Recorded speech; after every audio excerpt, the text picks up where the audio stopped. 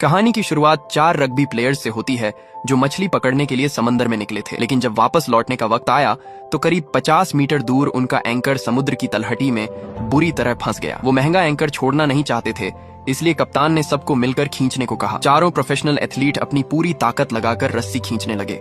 इतनी ताकत लगाई कि पूरी नाव एक तरफ झुकने लगी, लेकिन वो मनहूस एंकर हिल तक नहीं रहा था। आखिर में कप्तान ने एंकर को इंजन की ताकत से खींचने का फैसला किया और बस इसी एक गलती की वजह से ये इवेंट दुनिया का सबसे खतरनाक सर्वाइवल मिशन बन गया। 28 फरवरी 2009 शनिवार सुबह 5 बजे चारों रग्बी प्लेयर्स मरीना पर पहुंचे। आज उनका प्लान था आराम से वीकेंड फिशिंग ट्रिप एंजॉय करने का। ये चारों थे निक शुलर, विल ब्लैकली, कोरी स्मिथ और मार्क्विस कूपर। चारों की दोस्ती रग्बी से शुरू हुई थी और अब वो भाई जैसे थे। उन्हें क्या पता था कि ये आम सा दिखने वाला वीकेंड उनकी जिंदगी बदल देगा।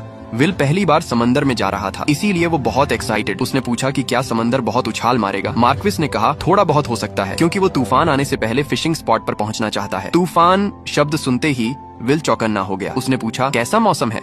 मार्क्विस ने सच बताया कि एक बड़ा तूफान आ रहा है, लेकिन उसने टाइमिंग कैलकुलेट कर ली है। वो लोग दोपहर 3-4 बजे तक फिशिंग खत्म कर लेंगे और शाम से पहले लौट आएंगे। खराब मौसम, देर रात आएगा। प्लान सुनकर विल थोड़ा शांत हुआ, लेकिन उसके मन का डर पूरी तरह खत्म नहीं हुआ। कोरी ने एक वाटरप्रूफ बैग निकाला और सबको कहा अपने फोन उसमें रख दो। उसने कहा कि समुद्री नमक फोन खराब कर सकता है और कुछ मील दूर जाने के बाद वैसे भी सिग्नल नहीं मिलेगा। विल ने माना कि ये सही है, लेकिन फिर भी उसने कंफर्म किया कि नाव में रेडियो है ना। मार्क्विस ने मजाक में कहा 2 स्ट्रॉ और एक लंबी रस्सी है। सब हंस पड़े। फिर उसने सीरियस होकर बताया कि हाँ, रेडियो है। विल ने थोड़ा शर्माते हुए माना कि शायद वो जरूरत से ज्यादा सावधान हो रहा है, लेकिन उसके अंदर की बेचैनी अभी भी कहीं बाकी थी। सुबह 6:30 बजे नाव गहरे समंदर की तरफ बढ़ रही थी। सब कुछ खूबसूरत लग रहा था, लेकिन उसी समय जमीन पर टीवी में मौसम विभाग तेज ठंडी हवा और बड़े तूफान की चेतावनी दे रहा था। मौसम वैज्ञानिक इसे ऊपरी वायुमंडलीय अशांति कह रहे थे। निक की मां ने मौसम रिपोर्ट देखकर तुरंत उसे कॉल किया। फोन कुछ देर बजा और फिर वॉइसमेल पर चला गया, क्योंकि फोन तो वाटरप्रूफ बैग में बंद था। मां ने मैसेज छोड़ा कि उसने मौसम की खबर देखी है और वो बस कंफर्म करना चाहती है कि निक को तूफान की जानकारी है। उसकी आवाज में साफ चिंता थी, लेकिन ये मैसेज कभी सुना नहीं जाएगा। नाव में हिप हॉप म्यूजिक बज रहा था। वो पहले फिशिंग स्पॉट पर पहुंचे और लाइन डाल दी। निक की किस्मत अच्छी थी, जल्दी ही उसने एक बड़ी मछली पकड़ ली। वो खुशी से सबको दिखाने लगा। मार्क्विस ने उस जगह को कूपर्स होल नाम दिया था और बोला ये जगह कभी निराश नहीं करती। निक ने मजाक में कहा कि ये नाम बोलने में अजीब लगता है। इसी बीच विल की नजर कोरी की उंगली में चमकती रिंग पर पड़ी। वो 2002 सुपर बाउल चैंपियनशिप की रिंग थी जो उसने टैंपा बे बुकानियर्स के साथ जीती थी। वो उसके करियर की सबसे बड़ी उपलब्धि थी, लेकिन ग्लोरी ज्यादा वक्त नहीं टिकती। कुछ देर बाद मार्क्विस ने और गहरे पानी में जाने का फैसला किया। नाव फिर से तेज रफ्तार से आगे बढ़ी। तभी निक का चेहरा पीला पड़ने लगा। लहरों के झटकों से उसका पेट मचलने लगा। उसे सी सिकनेस हो गई। वो नाव के किनारे झुककर गहरी सांस लेने लगा, लेकिन राहत नहीं मिली। विल ने कहा कि वो लेट जाए क्योंकि उसकी हालत बहुत खराब लग रही है। निक ने कमजोर आवाज में कहा कि सुबह उसे अक्कड़ नहीं दिखानी चाहिए थी। उसने मजाक उड़ाया था कि सी सिकनेस की दवा कमजोर लोगों के लिए होती है। अब उसे अपनी गलती समझ आ रही थी, लेकिन देर हो चुकी थी।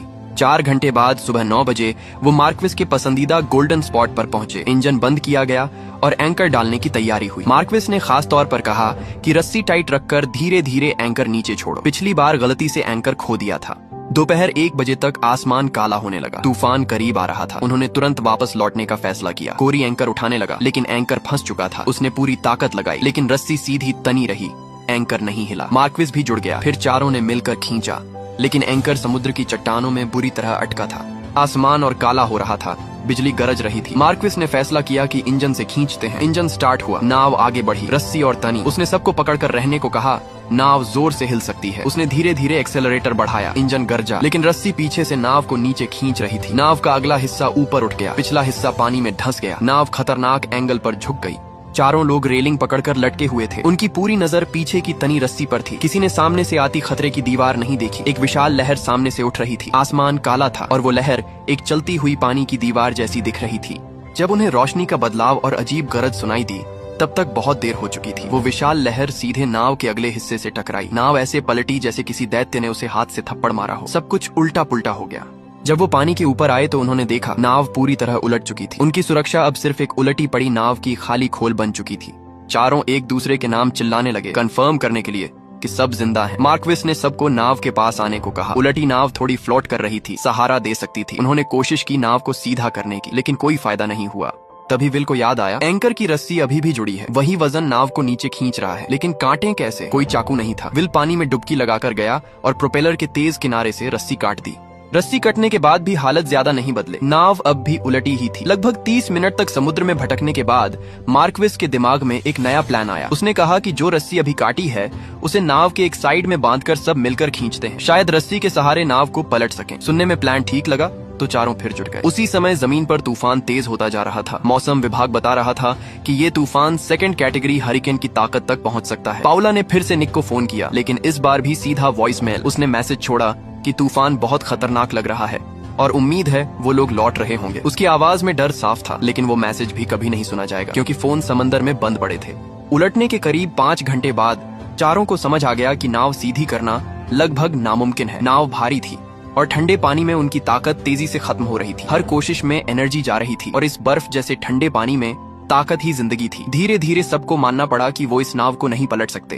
अब नया रास्ता ढूंढना था। मार्क्विस ने खुद को शांत किया और सोचा कि नाव से क्या क्या काम की चीजें निकाली जा सकती हैं। उसने याद दिलाया कि नाव में एक कूलर है जिसमें खाना और पानी है और वो शायद रस्सी से बंधा होगा। विल ने तुरंत पूछा, लाइफ जैकेट कहाँ है? मार्क्विस ने बताया कि केबिन के बाईं तरफ वाले स्टोरेज में है। विल बोला, वो जाकर निकालता है। लेकिन मार्क्विस ने एक बड़ी समस्या बताई, अगर केबिन खोला तो पानी अंदर भर जाएगा और नाव जल्दी डूब सकती है। ये बहुत मुश्किल फैसला था। नाव को जितना हो सके तैरते रहने देना या रिस्क लेकर लाइफ जैकेट निकालना। थोड़ी देर सोचने के बाद सबने समझ लिया, नाव तो देर सवेर डूब ही जाएगी, लेकिन लाइफ जैकेट अभी चाहिए। बिना उसके वो ठंडे पानी में रात तक नहीं टिक पाएंगे।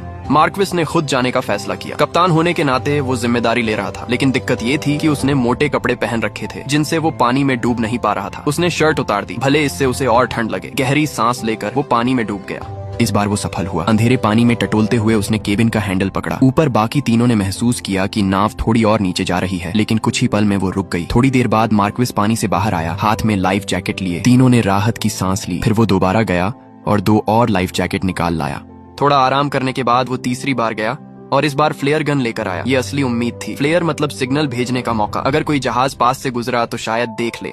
अब केबिन में लगभग 15 बोतल पानी बची थी। अगर वो मिल जाती तो वो ज्यादा देर टिक सकते थे। इस बार कोरी ने कहा कि वो जाएगा, लेकिन जैसे ही वो नीचे गया कुछ सेकंड में वापस आ गया। उसने घबराकर कहा कि उसे कुछ दिख नहीं रहा, पानी बहुत ठंडा है, वो दोबारा नहीं जाएगा।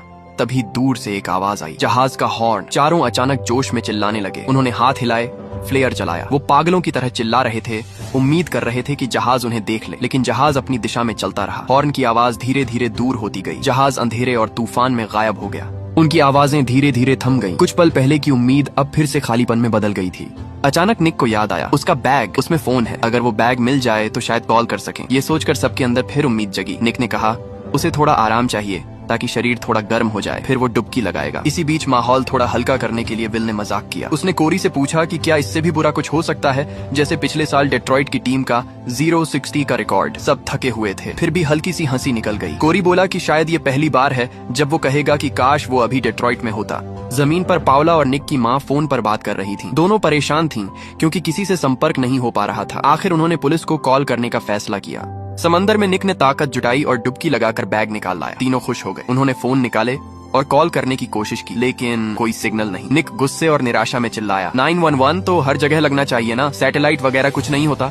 लेकिन सच ये था कि समंदर के बीचों बीच उनका फोन बेकार था। आधुनिक दुनिया का सबसे जरूरी उपकरण यहाँ सिर्फ एक बंद डिब्बा बन चुका था। मार्क्विस ने कहा, फोन बंद कर दो, अगर सिग्नल नहीं है तो बैटरी बचानी होगी, शायद बाद में कहीं सिग्नल मिल जाए। उधर पुलिस को रिपोर्ट मिल चुकी थी। मरीना में एक पिकअप ट्रक मिला था जिसके पीछे खाली ट्रेलर था। शक था कि वो लोग समंदर में फंस गए हैं। कोस्ट गार्ड को खबर दे दी गई थी। सर्च ऑपरेशन शुरू हो चुका था, लेकिन समंदर में फंसे चारों को ये नहीं पता था कि मदद रास्ते में है। रात गहराने लगी। मार्क्विस की हालत बिगड़ने लगी। उसका शरीर बुरी तरह कांप रहा था, दांत किटकिटा रहे थे। वो बोल भी मुश्किल से पा रहा था कि उसे बहुत ठंड लग रही है। निक ने उसे समझाया कि अभी ठंड लगना अच्छा संकेत है, इसका मतलब है शरीर अभी भी लड़ रहा है। असली खतरा तब है जब इंसान को ठंड महसूस होना बंद हो जाए। तब शरीर का तापमान खतरनाक स्तर तक गिर चुका होता है और दिमाग गलत सिग्नल देने लगता है। उन्होंने खुद को मोटिवेट करने के लिए ट्रेनिंग के दौरान चिल्लाया जाने वाला नारा दोहराया। वो नारा अब सिर्फ शब्द नहीं था, बल्कि जिंदा रहने की जिद थी। तभी कोरी ने देखा कि बारिश रुक गई है। निक ने कहा, शायद भगवान ने सुन ली। लेकिन उसी वक्त दूर से एक अजीब सी गड़गड़ाहट सुनाई दी। ये बिजली की आवाज नहीं थी, कुछ बड़ा उनकी तरफ आ रहा था। चारों ने ध्यान से सुना। आवाज तेज होती जा रही थी और फिर उन्होंने देखा। चारों ने कान खड़े कर लिए। वो अजीब सी गड़गड़ाहट लगातार तेज होती जा रही थी। ये आवाज बिजली की नहीं थी, कुछ अलग थी, जैसे कोई बहुत बड़ी चीज पानी को चीरते हुए उनकी तरफ आ रही हो। कोरी ने भी साफ सुना। सबने सांस रोक ली और अंधेरे में देखने की कोशिश करने लगे कि आखिर ये आवाज कहाँ से आ रही है। समंदर की सतह पर हलचल बढ़ने लगी थी। दूर पानी के ऊपर कुछ भारी सा हिलता हुआ दिख रहा था। गड़गड़ाहट अब और पास आ चुकी थी। लहरों का पैटर्न भी बदलने लगा था, जैसे कोई ताकतवर चीज पानी को धकेल रही हो। चारों पूरी तरह चौकन्ने हो गए। उनकी धड़कनें तेज हो गईं। ठंड, थकान और डर के बीच वो समझने की कोशिश कर रहे थे कि आखिर सामने क्या है। गड़गड़ाहट अब बिल्कुल पास आ चुकी थी।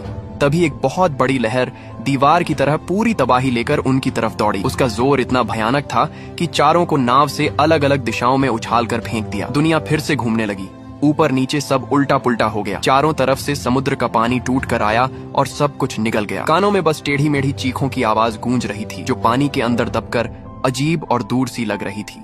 चारों अलग अलग जगह पर समंदर की सतह पर तैर रहे थे। हर कोई अंधेरे में छटपटा रहा था, एक दूसरे को ढूंढने की कोशिश कर रहा था, उस पलटी हुई नाव को ढूंढने की कोशिश कर रहा था जो अब उनका इकलौता सहारा थी। अचानक विल चिल्लाया कि उसे नाव दिख रही है। निक पूरी ताकत लगाकर उसकी दिशा में तैरने लगा। कुछ मिनटों की तलाश जो घंटों जैसी लग रही थी, उसके बाद चारों किसी तरह फिर से नाव तक पहुंच गए और दोबारा साथ इकट्ठा हो गए। तभी विल दर्द से कराह उठा। उसकी टांग किसी चीज से कट गई थी और खून बह रहा था। उसी वक्त एक और बड़ी लहर आकर उन पर गिरी। उधर तट रक्षक अधिकारी क्रूज को अभी तक कोई आधिकारिक रिपोर्ट नहीं मिली थी, लेकिन बंदरगाह पर एक गाड़ी खड़ी मिली जिसके पीछे खाली बोट ट्रेलर लगा था। पार्किंग में वहीं एकमात्र गाड़ी बची थी। कोई इमरजेंसी सिग्नल नहीं आया था, न ही कोई SOS बीकन। क्रूज ने हालात को समझने की कोशिश की। तूफान दोपहर से ही अंदर की तरफ बढ़ रहा था। ऐसे तापमान में अगर कोई पानी में गिर जाए तो उसके जिंदा रहने का समय बहुत सीमित होता है। उसने तुरंत अलर्ट जारी किया, सभी फ्रीक्वेंसी मॉनिटर करने को कहा और चैनल 16 पर कॉल करने का आदेश दिया। सर्च और रेस्क्यू ऑन ऑपरेशन शुरू कर दिया गया, लेकिन तूफानी रात में बहुत कम किया जा सकता था और हर मिनट की देरी समंदर में फंसे लोगों के लिए जिंदगी और मौत का फर्क बन सकती थी। समंदर में हालात और खराब होते जा रहे थे। बड़ी बड़ी लहरें बार बार उठती, चारों को नाव से गिरा देती और वे फिर तैरकर वापस चढ़ने की कोशिश करते। हर बार की टक्कर उनकी ताकत खत्म कर रही थी। हर बार नाव पर चढ़ना पहले से ज्यादा मुश्किल होता जा रहा था। अचानक कोई चिल्लाया कि नीचे कुछ बहुत बड़ा है, जैसे कोई विशाल जानवर। माहौल में घबराहट भर गई। मार्क्विस की प्रतिक्रिया बहुत कमजोर थी। वह कांपती आवाज में बोल रहा था। निक बार बार उसका नाम पुकार रहा था। मार्क्विस टूटती फूटती आवाज में बोला कि उसे महसूस हो रहा है कि उसके अंदर कुछ हो रहा है, जैसे अंदर की तरफ खिंचाव हो रहा हो, जैसे शरीर का कंट्रोल जा रहा हो। उसे लग रहा था उसकी ताकत धीरे धीरे खत्म हो रही है। निक ये सब सुनना नहीं चाहता था। उसने जोर से उसे रोका और कहा, ऐसी हार मानने वाली बातें मत करो, सबको डटे रहना होगा। लेकिन मार्क्विस बहुत कमजोर आवाज में कहता रहा कि अगर उसे यहीं मरना है तो ये शायद उसकी किस्मत है। नमकीन समुद्र ही उसकी जगह है। उसने सुबह कहा था कि समुद्र उसे सुकून देता है, घर जैसा एहसास देता है। शायद यही उसका असली घर है। उसकी आवाज और कमजोर हो गई। उसकी आंखें खाली होने लगीं। अचानक उसकी आंखों में हल्की चमक आई। वह कहीं देखने लगा और बुदबुदाया कि उसे अपनी बेटी दिख रही है, जैसे वह मुस्कुरा रही हो, हाथ बढ़ाकर उसे गले लगाने आ रही हो। निक को तुरंत समझ आ गया कि कुछ गलत है। उसने जोर से कहा कि उसकी बेटी यहाँ नहीं है, वह यहाँ नहीं है। उसने मार्क्विस को झकझोरा ताकि वह होश में आए, लेकिन उसकी आंखों में बस उलझन और तड़प थी। सबसे कमजोर पल में उसका दिमाग उसे सबसे गर्म और प्यारी तस्वीर दिखा रहा था। निक चिल्लाता रहा कि वे लोग यहाँ नहीं हैं, ये सब भ्रम है। किसी ने घबराकर पूछा क्या हो रहा है। निक ने भारी आवाज में कहा, हाइपोथर्मिया। मार्क्विस का शरीर का तापमान खतरनाक स्तर तक गिर चुका है। शरीर काम करना बंद कर रहा है, दिमाग पर असर पड़ रहा है, इसलिए उसे भ्रम हो रहे हैं। निक ने कहा, उसे गर्मी चाहिए, शरीर की गर्मी। वे सब उसे घेर कर अपने शरीर की गर्मी से उसे गर्म रखने की कोशिश करें। यही अभी उनका इकलौता रास्ता है। चारों एक साथ सटकर खड़े हो गए, मार्क्विस को बीच में लेकर। ठंडे पानी में खड़े होकर वे अपनी बची खुची गर्मी उसे देने की कोशिश कर रहे थे, लेकिन उनकी खुद की गर्मी भी तेजी से खत्म हो रही थी। वे उसे कितना बचा सकते थे। रात लंबी थी, तूफान जारी था, उनकी जिंदगी की लौ धीरे धीरे बुझ रही थी। मार्क्विस सबसे पहले खतरे में पड़ा था, लेकिन सब जानते थे अगर हालात नहीं बदले तो बाकी भी ज्यादा देर नहीं टिकेंगे। अंधेरे और ठंड में चारों पूरी ताकत से साथ चिपके रहे, आखिरी हिम्मत से प्रकृति की बेरहमी के खिलाफ लड़ते हुए। उन्हें नहीं पता था सुबह आएगी या नहीं, बचाव दल उन्हें ढूंढ पाएगा या नहीं। इस पल तक वे जिंदा थे, वे अभी भी लड़ रहे थे। उधर जमीन पर पावला ने फिर से निक को मैसेज छोड़ा कि उसे बहुत चिंता हो रही है। उसने बताया कि पार्किंग में मार्क्विस की ट्रक ही अकेली खड़ी मिली है। वह खुद को समझाने की कोशिश कर रही थी कि शायद चारों दोस्त कहीं बैठकर शराब पी रहे हों और फोन बंद हो गया हो। निक की माँ भी बेचैनी से इंतजार कर रही थी। मार्क्विस की पत्नी रिबेका ने भी फोन किया। दोनों औरतों को अपने पतियों की कोई खबर नहीं थी। रिबेका ने कहा कि मार्क्विस ने बताया था कि वह देर से लौट सकता है, लेकिन फोन बंद होना अजीब लग रहा है। उसने खुद को मजबूत दिखाने की कोशिश की और कहा कि चारों मजबूत आदमी हैं, कुछ नहीं होगा। फोन रखने के बाद दोनों औरतें एक दूसरे को दिलासा देती रहीं, लेकिन अंदर का डर बढ़ता जा रहा था। समुद्र में हालात तेजी से बिगड़ रहे थे। विल कोशिश कर रहा था कि मार्क्विस होश में रहे। कुछ देर के लिए वह संभला, लेकिन फिर उल्टी सीधी बातें करने लगा। उसकी बातें समझ नहीं आ रही थी। अचानक वह बेकाबू होकर जोर जोर से छटपटाने लगा। उसकी ताकत हैरान करने वाली थी, जबकि वह बेहद कमजोर हालत में था। एथलीट जैसा शरीर अभी भी उसमें अचानक ताकत भर रहा था। बाकी तीनों को मिलकर उसे पकड़ना पड़ा। वह चिल्ला रहा था, मुझे छोड़ दो। उसकी आंखें खाली हो चुकी थीं। साफ था कि वह हकीकत और भ्रम में फर्क नहीं कर पा रहा था। शायद उसके दिमाग में कोई डरावना दृश्य चल रहा था और जो लोग उसे पकड़ रहे थे वह उन्हें दुश्मन समझ रहा था। उधर तटरक्षक दफ्तर में रिपोर्ट आई कि रेबेका का फोन आया है। उसने बताया कि उसका पति मार्क्विस और उसके 3 दोस्त सुबह समुद्र में गए थे और तब से लापता हैं। यह सुनकर क्रूज को पता चला कि मार्क्विस और कोरी पहले प्रोफेशनल फुटबॉल खिलाड़ी रह चुके हैं। 4 ताकतवर आदमी करीब 110 किलोमीटर दूर गहरे समुद्र में भयानक तूफान में फंसे हुए। सूरज डूब चुका है और कोई सिग्नल नहीं। क्रूज ने गंभीर आवाज में कहा कि हाइपोथर्मिया सबसे डरावनी मौत होती है, खासकर उन लोगों के लिए जिनके शरीर में चर्बी कम होती है। शरीर का तापमान 35 डिग्री से नीचे जाते ही नसें सिकुड़ने लगती हैं, मांसपेशियां जवाब देने लगती हैं, दिमाग पर असर होता है, भ्रम और पागलपन शुरू हो जाता है और अंत में शरीर पूरी तरह हार मान लेता है। उसने तुरंत स्थिति को डिस्ट्रेस यानी गंभीर खतरे में बदल दिया। फिक्स्ड विंग विमान और ब्लैक हॉक हेलीकॉप्टर तुरंत उड़ान भरने लगे। रेबेका से जीपीएस रिकॉर्ड मंगवाया गया ताकि उनके मछली पकड़ने वाले इलाके की लोकेशन मिल सके। इंजन की गड़गड़ाहट के साथ रेस्क्यू प्लेन अंधेरे और खतरनाक समुद्र की ओर उड़ गए।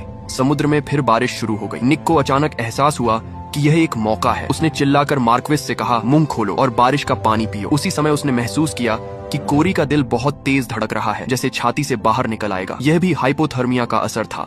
शरीर खून का संचार बनाए रखने के लिए दिल को तेज चलाने पर मजबूर कर देता है, लेकिन फायदा बहुत कम होता है। निक ने कहा, उसका अपना दिल भी ऐसे ही धड़क रहा है। किसी ने घबराकर पूछा, क्या इसका मतलब है कि वे मरने वाले हैं? निक ने सख्त आवाज में कहा, कोई नहीं मरेगा।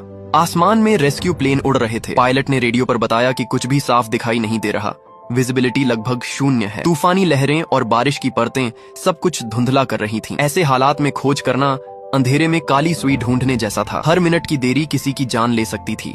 समुद्र में फंसे लोगों को पता ही नहीं था कि उनके ऊपर से विमान चक्कर लगा रहे हैं। उन्हें सिर्फ अंधेरा, ठंड और डर महसूस हो रहा था। मार्क्विस लगभग बेहोशी में था। उसकी सांसें कमजोर थीं। कोरी का मानसिक संतुलन टूटने लगा था। विल का जख्म लंबे समय से खारे पानी में भीग रहा था। शायद उसमें इन्फेक्शन हो चुका था। सिर्फ निक था जो खुद को संभाले रखने की कोशिश कर रहा था, लेकिन वह भी अपने अंदर की गिरती ताकत महसूस कर रहा था। उसका शरीर भी हद पर पहुंच रहा था। उसके पास सिर्फ उसकी इच्छा शक्ति बची थी। उसे अपने पिता की आवाज याद आई, हम कभी हार नहीं मानते। उसने खुद से कहा कि उसे टिके रहना होगा, सबको टिकाए रखना होगा, क्योंकि एक बार आंख बंद हुई तो शायद फिर कभी न खुले। जमीन पर पाउला रेबेका के घर पहुंची। रेबेका ने घबराहट में कहा कि तटरक्षक को सर्च को और तेज करना चाहिए। उन्हें जीपीएस ढूंढना होगा जिसमें मार्क्विस के मछली पकड़ने के पॉइंट सेव हैं। वह घबराहट में ढूंढ नहीं पा रही थी और टूटने लगी थी। पाउला ने उसे शांत किया और याद दिलाया कि उसने खुद कहा था कि मजबूत रहना है। थोड़ी देर बाद जीपीएस मिल गया। उन्होंने उसे चालू किया और उसमें सेव कोऑर्डिनेट्स मिल गए। तुरंत वह लोकेशन तटरक्षक को भेज दी गई। उन्होंने नक्शे पर पॉइंट मार्क किया और सभी रेस्क्यू विमानों को भेज दिया।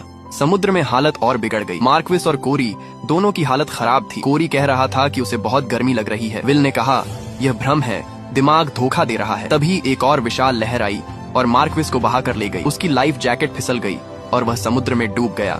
निक ने चीख कर उसका नाम पुकारा। उसकी आवाज में यकीन न करने वाली पीड़ा थी। विल उसे ढूंढने की कोशिश करता रहा, लेकिन कुछ नहीं मिला। कोरी पूरी तरह पागलपन में चला गया और चीखने लगा। अब 4 में से 3 बचे थे और उनमें से भी एक आधा होश में था। मार्क्विस का जाना सिर्फ एक दोस्त का खोना नहीं था, बल्कि उम्मीद का टूट जाना था। तभी उन्होंने विमान की आवाज सुनी। निक और विल ने अपनी पूरी बची ताकत जुटाई और जोर जोर से चिल्लाने लगे। निक ने कांपते हाथों से मोबाइल की टॉर्च ऑन की। कमजोर रोशनी अंधेरे में चमकी। वह उसे पागलों की तरह लहराने लगा ताकि कोई देख सके।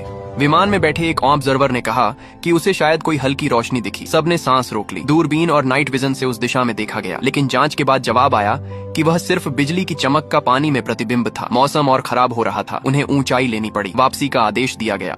नीचे समुद्र में निक और विल चिल्लाते रहे। विमान की आवाज धीरे धीरे दूर होती गई और फिर गायब हो गई। उम्मीद आई और फिर टूट गई। उनके ऊपर से बचाव विमान गुजर गया, लेकिन तूफान और अंधेरे में वे एक दूसरे से चूक गए। क्रूज को फोन करना पड़ा और रेबेका को बताना पड़ा कि मौसम के कारण सर्च रोकनी पड़ी है। तूफान के बाद दोबारा कोशिश होगी। रेबेका ने फोन रखा और पाउला को बताया। दोनों ने खुद को दिलासा दिया कि शायद वे कहीं फंसे हैं, शायद जिंदा हैं, लेकिन रेबेका ने माना कि उसके मन में अजीब सा डर बैठ गया है।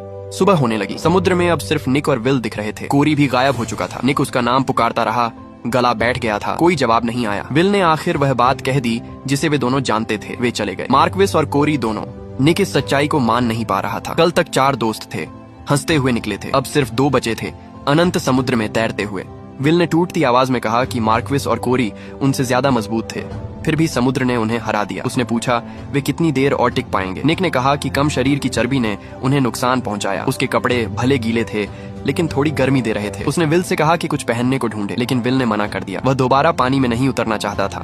तभी निक ने पानी के नीचे एक साया देखा, शार्क। वे घबराकर नाव पर चढ़ गए। विल का जख्म अभी भी खून बहा रहा था। निक ने उसे समझाया कि शार्क मछलियां ढूंढती हैं, उन पर हमला नहीं करेगी, लेकिन डर बढ़ता जा रहा था। विल ने पूछा क्या निक चर्च जाता था? मौत सामने हो तो इंसान भगवान और आत्मा के बारे में सोचने लगता है। अगर आखिरी दिमागी पल ही अनंत हो जाए तो भगवान कहाँ है? मरने के बाद क्या होगा? निक ने कहा उसे याद नहीं, बहुत समय हो गया। विल ने पूछा क्या वह नास्तिक बन गया है? निक ने गुस्से में कहा वह बस हकीकत में जीता है। ऐसे भगवान से क्या मांगना जिसने उसके दोस्तों को मरने दिया। विल ने कहा गुस्सा मत करो, भगवान को मत छोड़ो। निक ने थकी आवाज में कहा उसने कुछ नहीं छोड़ा। उनकी यह बात दरअसल मौत को देखने के दो अलग तरीके थे। विल विश्वास में सहारा ढूंढ रहा था, निक गुस्से और जिद में लड़ रहा था। लेकिन चाहे तरीका जो भी हो, समुद्र उनके सामने था, बेरहम और ठंडा।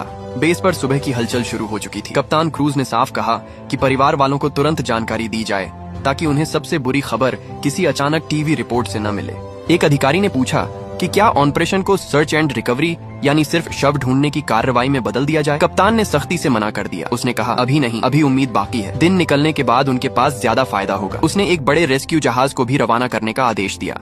जहाज पर सायरन बजा। क्रू मेंबर्स को इकट्ठा किया गया और बताया गया कि उन्हें सेंट पीटर्सबर्ग के पास एक छोटी नाव की तलाश में जाना है जिसमें 4 लोग लापता हैं और संभव है नाव पलट गई हो। कप्तान ने सभी से कहा कि इस मौसम में इलेक्ट्रॉनिक उपकरण अक्सर भरोसेमंद नहीं होते, इसलिए पानी की सतह पर अपनी नजरें टिकाए रखें। इंसानी आंख से बढ़कर कुछ नहीं होता। समुद्र अब भी ठंडा, गहरा और बेरहम था और वे दोनों उसकी दया पर टिके हुए थे।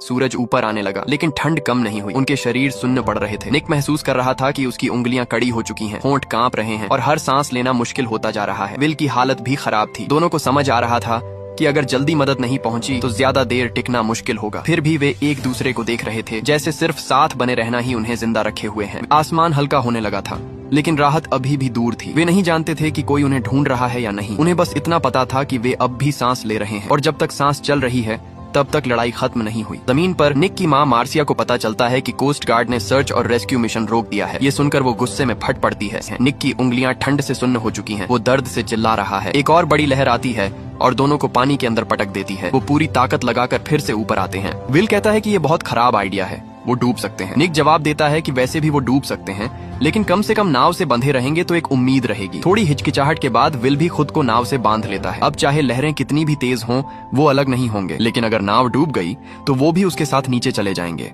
कोस्ट गार्ड बेस पर मार्सिया एक अधिकारी से सवाल करती है। वो पूछती है कि खबरों में मिशन को रिकवरी ऑपरेशन क्यों बताया गया। अधिकारी समझाता है कि 200 से ज्यादा लोग सर्च में लगे हैं, एक पेट्रोल जहाज भी तैनात है, लेकिन खराब मौसम में पायलट्स को खतरे में नहीं डाला जा सकता। तूफान लगभग 1 घंटे में खत्म होगा और फिर सर्च फिर से शुरू होगी। मार्सिया की आंखों में डर था। वो पूछती है क्या आपको सच में लगता है कि वो जिंदा है? अधिकारी कहता है कि उसे भरोसा रखना चाहिए, वो पूरी कोशिश करेगा। मार्सिया सिर हिलाती है क्योंकि उसके पास उम्मीद के अलावा कुछ नहीं बचा।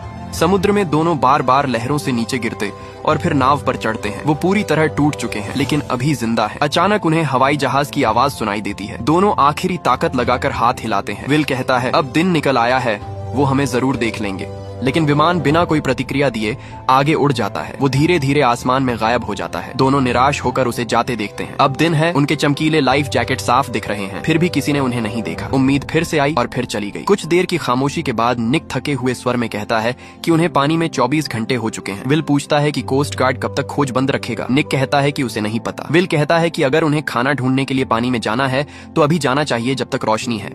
निक सहमत होता है। वो कपड़े उतारने की सोचता है लेकिन विल कहता है कि वो खुद जाएगा। वो गहरी सांस लेकर पानी में उतर जाता है। अंधेरे केबिन में टटोलते हुए आखिर उसे एक प्लास्टिक बैग मिलता है। वो ऊपर आता है, उसमें सरसों फ्लेवर वाले प्रेट्जेल थे। विल हल्की मुस्कान के साथ कहता है कि उसे ये स्वाद पसंद नहीं, लेकिन दोनों भूखे थे। वो तेजी से खाने लगते हैं।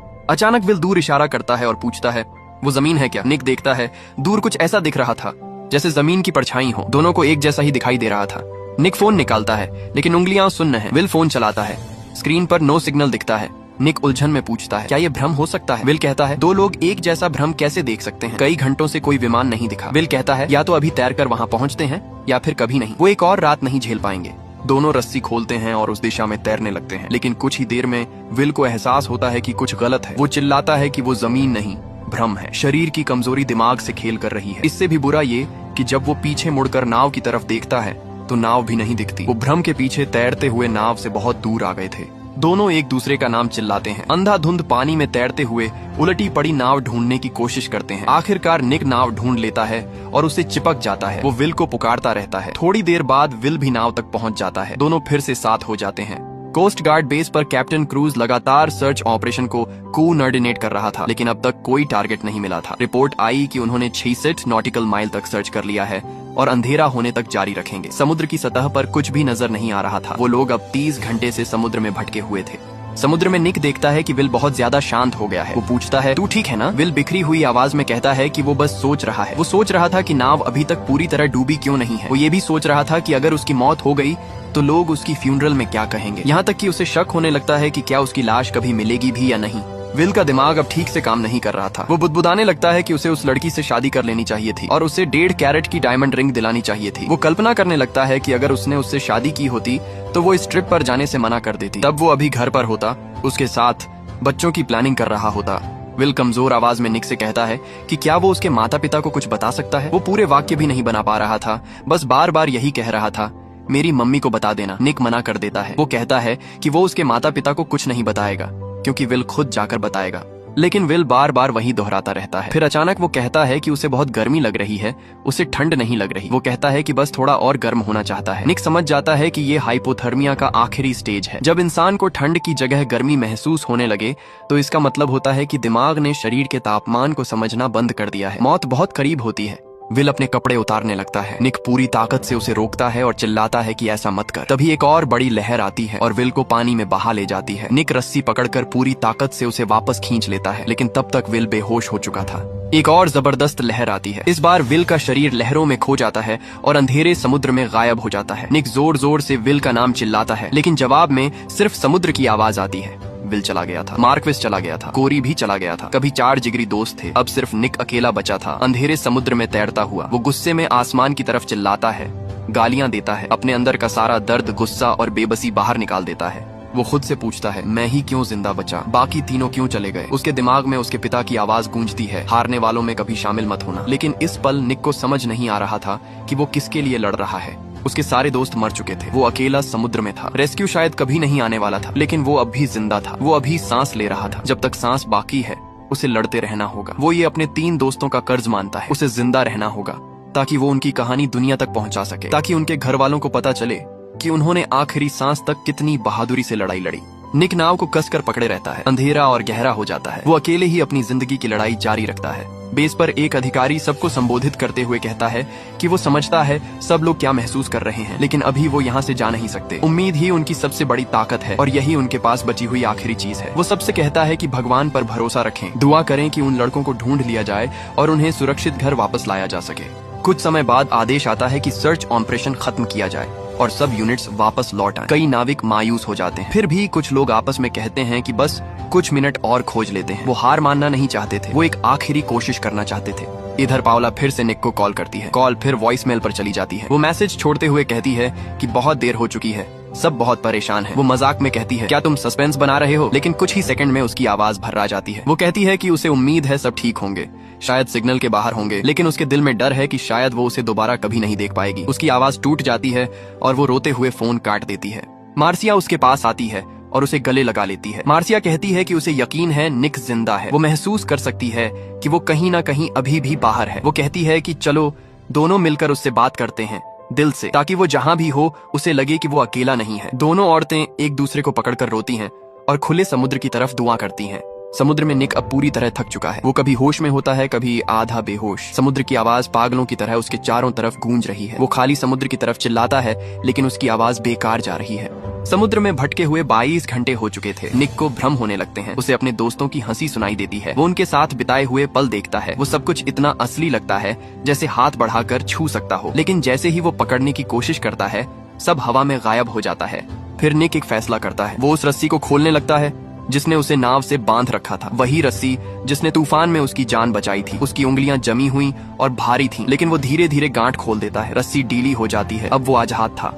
निक नाव पर पीठ के बल लेट जाता है। नीचे सफेद उलटी पड़ी नाव, ऊपर नीला आसमान। वो आंखें बंद कर लेता है। अब वो न लड़ रहा था, न चिल्ला रहा था, न इंतजार कर रहा था उस मदद का जो शायद कभी नहीं आने वाली थी। उसके तीनों दोस्त जा चुके थे। अब शायद उसे भी उनके पास जाना चाहिए। वो सोचता है कि उसके माता पिता समझ जाएंगे। वो मानते हैं कि उसने पूरी कोशिश की, उसने सच में पूरी कोशिश की।